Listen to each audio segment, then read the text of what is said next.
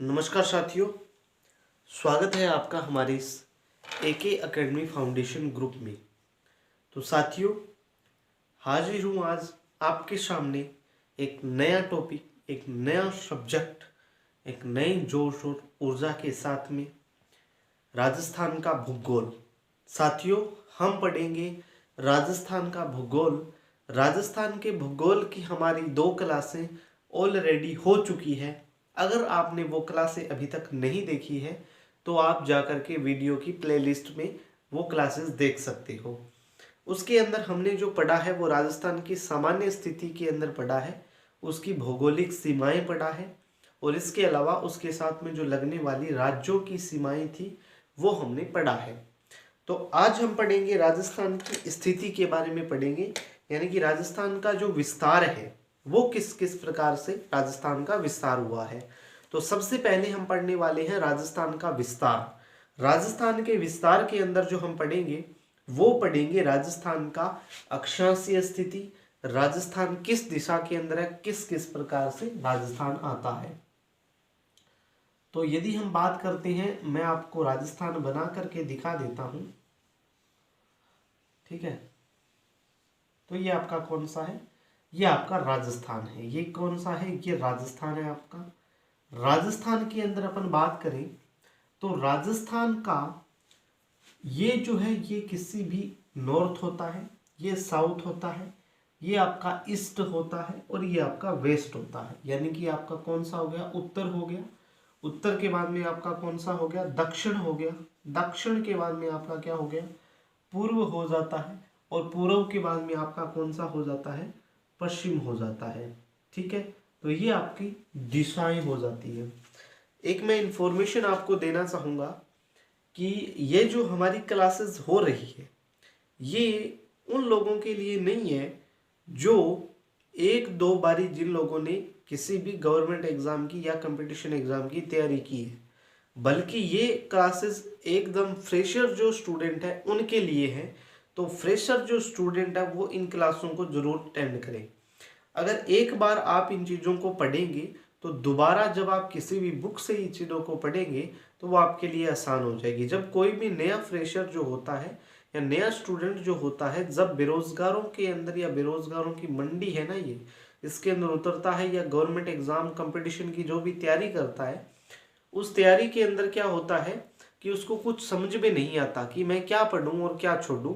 तो उसके लिए ये सबसे फंडामेंटल रूल ये है कि आप जिस प्रकार से हम क्लासेस लगा रहे हैं, और हो सकता है कि आगे आने वाले 1-2 दिन के अंदर आपको मैं ये भी बताऊं कि आप किस प्रकार से तैयारी करके गवर्नमेंट एग्जाम क्रैक कर सकते हो एज ए फ्रेशर स्टूडेंट। तो वो भी मैं आपको आगे आने वाली वीडियो के अंदर जल्दी 2 से 3 दिन के अंदर मैं बताऊंगा। तो ये जो क्लासेस है आप रेगुलर देखते रहें और उसके बाद में आप को इसका मैं एक फंडामेंटल रोल भी बताऊंगा। फिलहाल हमारी 2-3 क्लासें हो जाए उसके बाद में मैं आपको ये चीज़ें बता सकता हूँ। तो अभी फिलहाल जो है वो हमारी क्लास चल रही है राजस्थान का भूगोल। राजस्थान के भूगोल के अंदर हम पढ़ रहे हैं राजस्थान की स्थिति के बारे में। तो राजस्थान का नॉर्थ पोल है, साउथ पोल है, ईस्ट पोल है, वेस्ट पोल है। ठीक है, तो राजस्थान के उत्तर के अंदर कौन सा जिला है? राजस्थान के उत्तर के अंदर कौन सा जिला है? तो श्री गंगानगर जिला है। कौन सा जिला है? श्री गंगानगर जिला है। राजस्थान के दक्षिण के अंदर अपन बात करते हैं तो आपका बांसवाड़ा जिला आता है। कौन सा जिला आता है? बांसवाड़ा जिला आता है। राजस्थान के पूर्व के अंदर बात करते हैं तो राजस्थान के पूर्व के अंदर आपका धौलपुर जिला आता है। और राजस्थान के अगर आप पश्चिम के अंदर बात करोगे तो राजस्थान के पश्चिम के अंदर आप देखोगे तो जैसलमेर जिला आता है। कौन सा जिला आता है? तो राजस्थान के पश्चिम में जैसलमेर जिला आता है। अगर आपसे पूछे कि राजस्थान के उत्तर में कौन जिला है? श्री गंगानगर है। राजस्थान के दक्षिण में बांसवाड़ा है। राजस्थान के पूर्व में धौलपुर है और राजस्थान के पश्चिम में जैसलमेर है। बिल्कुल जीरो से स्टार्ट करेंगे हम। बिल्कुल हमने जीरो से स्टार्ट की है क्लासेस और जीरो से एंड तक जो है वो हम अपना जो है वो पूरा का पूरा क्राइटेरिया निर्धारित करेंगे। हम बीच से कोई भी चीज़ नहीं पढ़ेंगे, हम पूरे A to Z चीज़ों को डिस्क्राइब करते हुए चलेंगे और पूरे डिटेल के साथ में मैं आपको पढ़ाऊंगा। जो चीज़ें एग्जाम की दृष्टि से महत्वपूर्ण है और जो एग्जाम में ज़्यादातर पूछी जाती है उन चीज़ों के ऊपर थोड़ा ज़्यादा फोकस रहेगा। आप पहले बात नोट कर लें कि जिन चीज़ों के ऊपर मैं ज़्यादा फोकस करूँ वो वास्तव में ज़्यादा इम्पोर्टेंट चीज़ें होने वाली है आपके लिए। तो फिलहाल हम पढ़ रहे हैं राजस्थान की गंगानगर है, राजस्थान के दक्षिण में बांसवाड़ा है, पूर्व में धौलपुर है और पश्चिम में आपका जैसलमेर हो गया। तो राजस्थान के उत्तर के अंदर बात करते हैं तो वास्तव में राजस्थान के उत्तर के अंदर कौन सा गांव है? कोणा गांव है। कौन सा गांव है? कोणा गांव है। वो भी कहाँ पे है?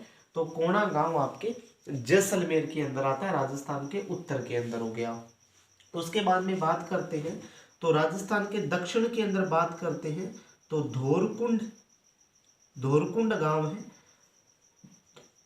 तहसील की बात करते हैं तो कुशलगढ़ है। तहसील की बात करते हैं तो इसकी जो तहसील है वो कौन सी है?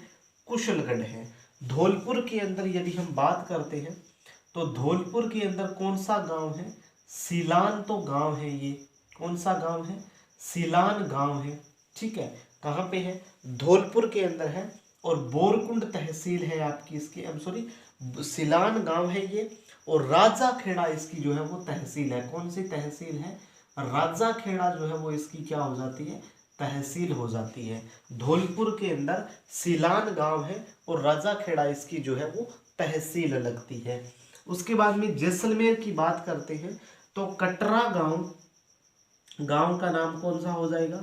कटरा गांव और सम तहसील जैसलमेर के अंदर लगती है। कटरा गांव और सम तहसील जैसलमेर के अंदर ये लगती है।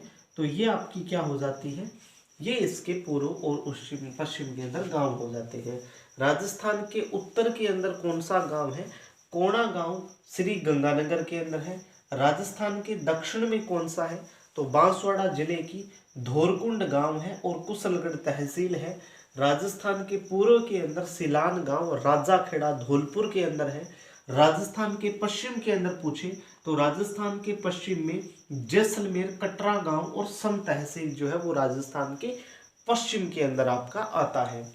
अब यदि हम बात करते हैं राजस्थान के अक्षांशीय विस्तार की, राजस्थान का देखो अक्षांश और देशांतर होते क्या है? यहाँ पे जो तिरछी रेखाएं होती है ना, कौन सी रेखाएं? जो मतलब खड़ी रेखाएं, एक दो देखो लंबवत रेखाएं होती है, एक ऊर्ध्वाधर रेखाएं होती है। ये जो लंबवत रेखाएं होती है ना, इनको क्या कहा जाता है? ये जो लंबवत रेखाएं होती है इनको क्या कहा जाता है? ये इस प्रकार से जो रेखाएं होती है किसी भी गोलार्ध के अंदर, अगर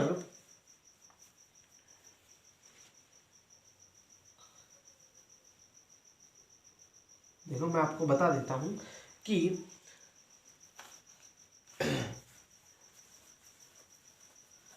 जो आपकी लंबी रेखाएं जो होती है, लंबवत रेखाएं होती है, ये आपका कोई भी गोलार्ध है। इस गोलार्ध के अंदर ये जो लंबी रेखाएं होती है इनको तो कहते हैं आपका अक्षांश, सॉरी, इनको कहते हैं देशांतर। हाँ, इनको क्या कहते हैं? देशांतर के नाम से इनको जाना जाता है। और किसी भी गोलार्ध में जो ये जो आडी रेखाएं होती है ना, उनको कहते हैं आपका अक्षांश। किस नाम से जाना जाता है? उसे कहते हैं भैया अक्षांश के नाम से जाना जाता है। तो ये आडी और तिरछी रेखाएं जो होती है इनका कॉन्सेप्ट आपसे क्लियर हो गया होगा। ठीक है, उसके बाद में अपन बात करते हैं राजस्थान का अक्षांशीय विस्तार कहाँ से कहाँ तक है। तो राजस्थान का अक्षांशीय विस्तार जो है वो कौन सा है? राजस्थान का अक्षांशीय विस्तार 30 डिग्री 12 मिनट, 30 डिग्री 12 मिनट उत्तरी अक्षांश से लेकर के 23 डिग्री 3 मिनट, 23 डिग्री 3 मिनट उत्तरी अक्षांश है। राजस्थान का अक्षांशीय विस्तार की बात करते हैं तो 30 degree 3 minute, sorry, 30 degree 12 minute उत्तरी अक्षांश से 23 डिग्री 3 मिनट उत्तरी अक्षांश है। उसके बाद में बात करते हैं राजस्थान का देशांतरीय विस्तार। तो राजस्थान का जो देशांतरीय विस्तार है वो 69 डिग्री 30 मिनट से लेकर के 69 डिग्री 30 मिनट से लेकर के 78 डिग्री 17 मिनट क्या है? 78 डिग्री 17 मिनट क्या है? इसका पूर्वी देशांतर का विस्तार है। देखो राजस्थान का जो अक्षांशीय विस्तार है वो कितना है? तो वो है 30 डिग्री 12 मिनट उत्तरी अक्षांश से 23 डिग्री 3 मिनट उत्तरी अक्षांश हो गया। और राजस्थान का जो देशांतरीय विस्तार है वो कितना है, तो राजस्थान का देशांतरीय विस्तार 69 डिग्री 30 मिनट पूर्वी देशांतर से 78 डिग्री 17 मिनट पूर्वी देशांतर हो जाती है।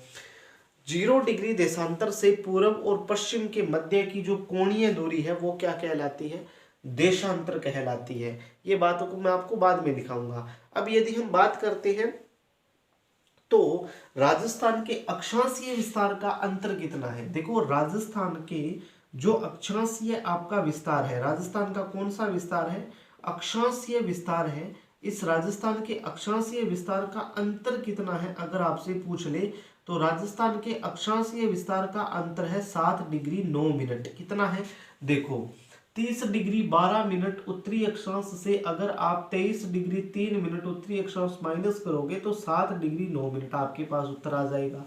यानी कि राजस्थान के अक्षांशीय विस्तार का जो अंतर है वो कितना है, 7 डिग्री 9 मिनट हो गया। उसके बाद में राजस्थान के देशांतरीय विस्तार के अंतर की बात करते हैं, तो राजस्थान का जो देशांतरीय विस्तार का अंतर है वो कितना है, तो राजस्थान के देशांतरीय विस्तार का जो अंतर है वो कितना है, तो वो आपका 8 डिग्री 47 मिनट हो जाता है। राजस्थान के देशांतरीय विस्तार का जो अंतर है वो कितना हो जाता है, तो वो आपके यहाँ पे 8 डिग्री 47 मिनट हो जाता है। तो ये आपका क्या हो जाता है, राजस्थान का अक्षांशीय और देशांतरीय विस्तार यहाँ पे हो जाता है। ठीक है साथियों, उसके बाद में मैं नेक्स्ट बात करूंगा आपके यहाँ पे, उसके बाद में मैं आपको कुछ लिखाने का प्रयास करूंगा। ठीक है, वीडियो थोड़ा ज़्यादा लंबा हो जाता है, इसी कारण अब आज हमने पहले से क्लास स्टार्ट की है। एक इन्फॉर्मेशन मैं और आपको बता देना चाहता हूँ, क्योंकि मैं बीच बीच में ऐड ऑन करता जाता हूँ न्यूज़ को। तो क्या बताना चाहता था मैं, हाँ, कि आज के बाद में यानी कि जब ये वीडियो आपको मिल रहा है तो उससे अगले दिन आपको डेली सुबह 8 बजे या लगभग 8 बजे से लेकर के 9 बजे के बीच में, डेफिनेटली है 8 बजे से लेकर के 9 साढ़े 9 के बीच में, आप इस टाइम को नोट कर लें कि 8 बजे से लेकर के 9 से साढ़े 9 के बीच में आपके पास एक वीडियो डेली अपलोडेड मिलेगी। आपको 8 बजे से साढ़े 9 के बीच में आपको वीडियो डेली अपलोडेड मिलेगी या आपको प्रीमियर लगा हुआ मिलेगा। तो साथियों आप ये उतार लेना, सम तहसील हो गया और जिला जो है वो आपका कौन सा हो जाता है, जैसलमेर हो जाता है। तो ठीक है, ये बीच में थोड़ा कट तो हो रहा है, थोड़ी टेक्निकल प्रॉब्लम है वैसे तो आज कोई। ठीक है, तो ये राजस्थान के उत्तर दिशा के अंदर आप ये लिख ले, मैं आपको बता दिए ये सारी बातें। उत्तर दिशा में कोणा गांव श्री गंगानगर है, दक्षिण में धोरकुंड गांव है, तहसील कुशलगढ़ है और आपका बांसवाड़ा जिला हो गया। पूर्व दिशा में अंदर गांव सिलाम है, तहसील राजाखेड़ा, जिला धौलपुर, और राजस्थान के पश्चिम में कटरा गांव, तहसील सम और जिला जैसलमेर आ जाता है। आप इसका एक बार स्क्रीनशॉट मारें और उसके बाद में अपनी कॉपी में लिख लें चीजों को। ठीक है, लेकिन कॉपी में लिखना जरूर है आपको, ये बात याद रखना, वरना अगर आपने इस क्लास को देख के सीधा छोड़ दिया ना, भी हमने क्लास देख ली और हमने सीधा छोड़ दिया, तो उस चीज का कोई मतलब नहीं रहेगा। मैं आपको पहले भी बता देता हूं कि अगर आपने इसको देख करके और सीधा ही छोड़ दिया और बाद में अगर आपने इसको नहीं लिखा ना अपनी कॉपी में, तो इसका कोई मतलब नहीं रहेगा साथियों। ठीक है ना, तो आप इस चीज को एक बार जरूर देखें। और जिसके भी निकट भविष्य में पेपर है या जो भी जिस चीज की तैयारी कर रहा है, बीएससी की या किसी की भी तैयारी कर रहा है, वो इन चीजों को एक बार जरूर देखें, क्योंकि प्रश्न जो है वो यहाँ से जनरल नॉलेज में से, यानी कि देखो राजस्थान की कोई भी स्थिति है या भारत की अगर संदर्भ में पूछे भारत के भूगोल के बारे में, तो भारत की सामान्य स्थिति के बारे में 1-2 प्रश्न आपको पक्का पेपर में मिलते हैं। राजस्थान की सामान्य स्थिति के बारे में बात करें तो इसमें से 3 से 4 प्रश्न हमेशा पक्के मिलते हैं राजस्थान की सामान्य जानकारी में से। तो ये जो सामान्य जानकारी है ना, बहुत इंपॉर्टेंट चीजें होती है। ये 3 से 4 प्रश्नों का जो है ना अकेला वेटेज कवर करती है, ये बात वास्तव में सत्य है। ठीक है, तो आप इनको एक बार स्क्रीनशॉट मारे। ठीक है, मैं साइड हो जाता हूँ, स्क्रीनशॉट मार लिया होगा आप सभी ने, 2 स्क्रीनशॉट ले लीजिए। ठीक है, दूसरे नंबर पे बात करते हैं। दूसरे नंबर पे हम बात करते हैं राजस्थान की। अब हमने क्या पढ़ा है, राजस्थान की क्या पढ़ लिया है, राजस्थान की उत्तर दिशा के अंदर कौन से दिशाओं के अंदर पढ़ लिया है। अब आप एक लिखें, अक्षांश। अक्षांश किसे कहते हैं, अक्षांश होता है भूमध्य रेखा से उत्तर और दक्षिण के मध्य की जो कोणीय दूरी होती है। ठीक है, इसको लिखिए आप, भूमध्य रेखा से, भूमध्य रेखा से, भूमध्य रेखा से, रेखा से उत्तर एवं, भूमध्य रेखा से उत्तर एवं दक्षिण के मध्य की कोणीय दूरी, उत्तर, भूमध्य रेखा से उत्तर एवं दक्षिण के मध्य की कोणीय दूरी, मध्य की कोणीय दूरी जो होती है वो क्या कहलाती है, मध्य की जो कोणीय दूरी होती है वो क्या कहलाती है, अक्षांश कहलाती है। आप इसके ब्रैकेट में लिख सकते हैं जो आडी रेखाएं होती है। कौन सी रेखाएं होती है, आडी रेखाएं, मतलब इस प्रकार की जो रेखाएं होती है वो सारी की सारी अक्षांश होती है। क्या होती है, अक्षांश होती है, ठीक है। उसके बाद में आती है आपकी देशांतर। देशांतर क्या होती है, तो उत्तर और दक्षिण के मध्य खींची गई जो काल्पनिक रेखाएं होती है वो आपकी क्या कहलाती है, देशांतर कहलाती है। उत्तर और दक्षिण के मध्य खींची गई जो काल्पनिक रेखाएं होती है, उत्तर और दक्षिण के मध्य खींची गई, उत्तर और दक्षिण के मध्य खींची गई काल्पनिक रेखाएं जो होती है, उत्तर और दक्षिण के मध्य खींची गई जो काल्पनिक रेखाएं होती है, काल्पनिक रेखाएं होती है, उसे क्या कहा जाता है, उसे आपके देशांतर कहते हैं।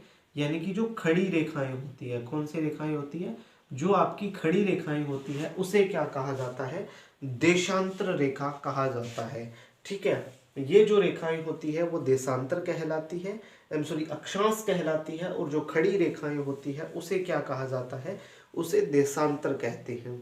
अब आता है कुछ एक फैक्ट लिखें आप, फैक्ट नंबर फर्स्ट लिखें कि विश्व के संदर्भ में राजस्थान कहाँ पे है, विश्व के संदर्भ में, विश्व के संदर्भ में राजस्थान जो है, विश्व के संदर्भ में राजस्थान जो है वो आपका कहाँ पे है, विश्व के संदर्भ में राजस्थान उत्तर पूर्व के अंदर है आपका, कहाँ पे है, तो विश्व के संदर्भ विश्व के संदर्भ में राजस्थान कहाँ पे है, उत्तर पूर्व के अंदर है।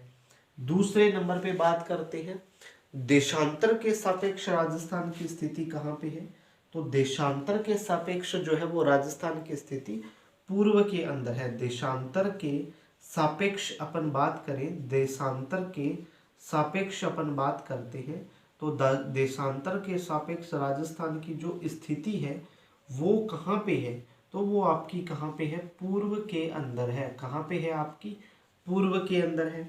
उसके बाद में अक्षांश के सापेक्ष पूछ लिया जाए कि अक्षांश के सापेक्ष राजस्थान की स्थिति कहाँ पे है, अक्षांश के सापेक्ष राजस्थान की स्थिति पूछ ली जाए, अक्षांश के सापेक्ष राजस्थान की स्थिति पूछ ली जाए तो वो कहाँ पे है, तो वो आपकी कहाँ पे हो जाएगी, उत्तर दिशा के अंदर हो जाती है। कहाँ पे हो जाती है, उत्तर दिशा के अंदर हो जाती है, उत्तर दिशा के अंदर हो जाती है, ठीक है। यानी कि अक्षांश के सापेक्ष राजस्थान की स्थिति कहाँ पे है, उत्तर दिशा के अंदर है। और एशिया के सापेक्ष जो है वो राजस्थान की स्थिति कहाँ पे है, एशिया के सापेक्ष, एशिया के सापेक्ष राजस्थान की जो स्थिति है वो कहाँ पे है, तो एशिया के सापेक्ष राजस्थान की स्थिति जो है वो आपके दक्षिण पश्चिम दिशा के अंदर है। कहाँ पे है, एशिया के सापेक्ष राजस्थान की जो स्थिति है वो कहाँ पे है, दक्षिण पश्चिम के अंदर है। विश्व के संदर्भ में राजस्थान उत्तर पूर्व में है, देशांतर के सापेक्ष राजस्थान की स्थिति पूर्व के अंदर है, अक्षांश के सापेक्ष राजस्थान की स्थिति उत्तर दिशा के अंदर है, और एशिया के सापेक्ष राजस्थान की स्थिति कहाँ पे है, तो दक्षिण पश्चिम के अंदर है। दो टॉपिक मैं आपको और लिखा देता हूं, इसी के अंदर आप ऐड करते जाइए कि राजस्थान का अक्षांशीय विस्तार कितना है। राजस्थान का अक्षांशीय विस्तार की बात करते हैं, राजस्थान का जो अक्षांशीय विस्तार है वो कितना है। राजस्थान का अक्षांशीय विस्तार 30 डिग्री 12 मिनट उत्तरी अक्षांश से, 30 डिग्री 12 मिनट उत्तरी अक्षांश से 23 डिग्री 3 मिनट, 23 डिग्री 3 मिनट उत्तरी अक्षांश, 23 डिग्री 3 मिनट उत्तरी अक्षांश के अंदर ये जो है ये राजस्थान का क्या है, अक्षांशीय विस्तार है। राजस्थान का क्या है, अक्षांशीय विस्तार है।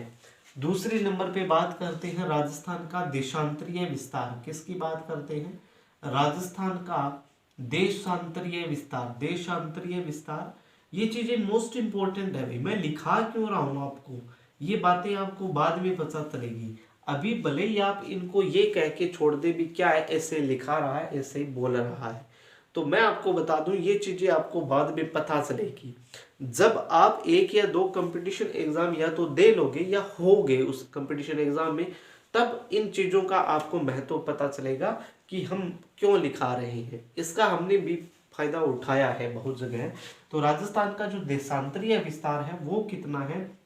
राजस्थान का देशांतरीय विस्तार 78 degree 17 minute, 78 degree 17 minute, 78 degree 69 degree, 78 degree Rajasthan में, तो 69 डिग्री 30 मिनट, 69 डिग्री 30 मिनट पूर्वी देशांतर से, 69 डिग्री 30 मिनट पूर्वी देशांतर से 78 डिग्री, 78 डिग्री 17 मिनट क्या है इसका जो देशांतर है, वो पूर्वी देशांतर इसका क्या हो जाता है? विस्तार हो जाता है। तो ये जो है वो इसका क्या हो गया? विस्तार। यानी कि राजस्थान का अक्षांशीय विस्तार कितना है? 30 डिग्री 12 मिनट उत्तरी अक्षांश से 23 डिग्री 3 मिनट उत्तरी अक्षांश हो गया। राजस्थान का देशांतरीय विस्तार की बात करें, 69 डिग्री 30 मिनट पूर्वी देशांतर से 78 डिग्री 17 मिनट पूर्वी देशांतर हो जाता है। राजस्थान का अक्षांशीय विस्तार का अंतर की बात करते हैं। राजस्थान के अक्षांशीय विस्तार के अंतर की बात करते हैं। अक्षांशीय विस्तार का जो अंतर है, राजस्थान के अक्षांशीय विस्तार के अंतर की अपन बात करते हैं, तो ये जो अंतर है ये कितना है? ये यदि हम बात करते हैं तो ये आपका टोटल हो जाता है 7 डिग्री 9 मिनट। यानी कि राजस्थान के अक्षांशीय विस्तार का अंतर जो है वो कितना है? 7 डिग्री 9 मिनट है। अक्षांशीय विस्तार का अंतर मतलब ये होता है कि देखो ये राजस्थान है, मान लिया ये राजस्थान है, ये उत्तर के अंदर है और ये आपका दक्षिणतम बिंदु है। जब कोई भी देखो किरण यहाँ से यहाँ या सूर्य की किरण यहाँ से यहाँ पर पड़ती है ना, तो उसके अंदर आपको भी पता है कि टाइम का डिफरेंस तो होता ही होता है। तो आप इसी से समझ सकते हो कि राजस्थान का अक्षांशीय विस्तार का जो अंतर है ना वो 7 डिग्री 9 मिनट है। यानी कि जब यहाँ से यहाँ जाते हैं ना तो अक्षांशीय विस्तार बढ़ता है, और जब उत्तर से दक्षिण की तरफ आते हैं तो अक्षांशीय विस्तार घटता है, और जब दक्षिण से उत्तर की तरफ जाते हैं तो अक्षांशीय विस्तार के अंदर क्या होती है, जब उत्तर से दक्षिण की तरफ आते हैं तो अक्षांशीय विस्तार में कमी होती है, और जब दक्षिण से उत्तर की तरफ जाते हैं तो राजस्थान के अक्षांशीय विस्तार में वृद्धि होती है। उसके बाद में बात करते हैं राजस्थान का देशांतरीय विस्तार कितना है। तो राजस्थान का जो देशांतरीय विस्तार है उसकी अपन बात करते हैं। राजस्थान का जो देशांतरीय विस्तार है वो कितना है? वो आपका 8 डिग्री 47 मिनट हो जाता है। राजस्थान का देशांतरीय विस्तार कितना है? 8 डिग्री 47 मिनट हो जाता है। तो ये सारी की सारी चीजें आप एक बार इनका स्क्रीनशॉट और ले लें, ठीक है? ठीक है, आपने स्क्रीनशॉट ले लिया होगा। तो इसी के साथ मैं अपनी बातों को विराम लगाना चाहूँगा। ये चीज़ें जितनी भी चीज़ें हैं बहुत आपके लिए इम्पोर्टेंट होने वाली है। A to Z चीज़ें मैं आपको धीरे धीरे बताता हुआ चलूँगा। तो आप अपने दोस्तों के साथ में भी इस बात को शेयर करें। आगे आने वाले 2 से 3 दिनों के अंदर मैं आपको एक वेल प्लान्ड जो है वो आपको बताऊंगा कि किस प्रकार से आपको किसी भी गवर्नमेंट एग्जाम की तैयारी करनी चाहिए, चाहे वो समय कितना भी हो। लेकिन अगर आप लंबे समय के लिए तैयारी कर रहे हैं तो आप किस चीज़ के लिए, और एक +2 बेस का जो है वो आपका सेमिनार भी शायद ऑनलाइन में आयोजित कर पाऊँ, तो वो भी आप जो है वो मैं करूँगा। तो मैं चाहता हूँ कि वो शायद सेमिनार ऑनलाइन आयोजित हो, मेरे हिसाब से किसी भी जूम मीटिंग के माध्यम से, या मीट ऐप गूगल का ऐप है उसके माध्यम से भी मैं सेमिनार आयोजित करने का प्रयास करूँगा। तो मैं आपसे एक रिक्वेस्ट करता हूं कि आप इस सेशन को ज़्यादा से ज़्यादा शेयर करें, और मेरा जो टेलीग्राम लिंक है उसके ऊपर क्लिक करके आप उस चैनल को सब्सक्राइब कर ले, ज्वाइन कर ले उस चैनल को, ताकि जब मैं कोई भी आपके लिए इन्फॉर्मेशन लेकर के आऊँ तो वो आपके लिए इन्फॉर्मेशन कामयाब हो, ठीक है? दूसरी बात ये कि मैं आने वाले 1 से 2 दिन के अंदर ये बता दूंगा कि वो जो सेमिनार है वो आयोजित किस प्रकार से किया जाए। जो +2 बेस का सेमिनार होगा उसके अंदर कुछ एक बातें होगी कि +2 बेस जो स्टूडेंट होता है उसको क्या करना चाहिए, +2 बेस स्टूडेंट अगर पास आउट हो चुका है तो उसके लिए क्या क्या चीज़ें इंपॉर्टेंट होती है लाइफ के अंदर, कि वो अपने लाइफ का डिसीजन किस प्रकार से ले सकता है। इस प्रकार का सेमिनार मैं आयोजित करूंगा, एक वीडियो मैं डालूंगा। और वीडियो के अलावा अगर आप ऑनलाइन मुझसे परामर्श लेना चाहते हैं किसी भी प्रकार का, तो आप मेरे व्हाट्सएप ग्रुप के माध्यम से मुझसे जुड़ सकते हैं। इसके अलावा टेलीग्राम लिंक दिया हुआ है, उसके माध्यम से भी आप मुझसे जुड़ सकते हैं। तो ये बातें कुछ एक है, मैं आपको बताने का प्रयास करूंगा मेरी तरफ से। मुझे जो चीज़ें अच्छी लगती है वो मैं लोगों को बताने का प्रयास करता हूँ, क्योंकि इस समाज के अंदर, इस देश के अंदर अगर एक दूसरे की हेल्प हो जाए ना, तो जिंदगी बड़ी आसान हो जाती है। तो इसलिए मैं आपके लिए सेमिनार आयोजित करूंगा। इसके अलावा आप मेरे जो सोशल मीडिया प्लेटफॉर्म है उसके माध्यम से भी आप मुझसे जुड़ सकते हैं, मेरे से पर्सनली कांटेक्ट कर सकते हैं। इसके लिए मेरा कांटेक्ट नंबर मैं आपको बता देता हूँ। मेरा कांटेक्ट नंबर शायद आपको इस वीडियो के डिस्क्रिप्शन में मिल जाएगा, तो आप चिंता ना करें, इस वीडियो के डिस्क्रिप्शन के अंदर मेरा कांटेक्ट नंबर मिल जाएगा, जिसके माध्यम से आप मुझसे कंसल्टेंट ले सकते हैं। किस प्रकार का ले सकते हैं, अपने फ्यूचर से संबंधित ले सकते हैं कि +2 के बाद भी हम क्या करें, या हमने BA कर रखी है तो हम क्या कर सकते हैं, किस प्रकार से हम गवर्नमेंट एग्जाम की तैयारी कर सकते हैं। तो इस प्रकार के पर्सनली कंसल्टेंट जो है वो आप मुझसे ले सकते हैं। तो अगर ये जानकारी अच्छी लगी हो तो कृपया आप हमारे चैनल को सब्सक्राइब करें। धन्यवाद। जय हिंद, जय भारत साथियों।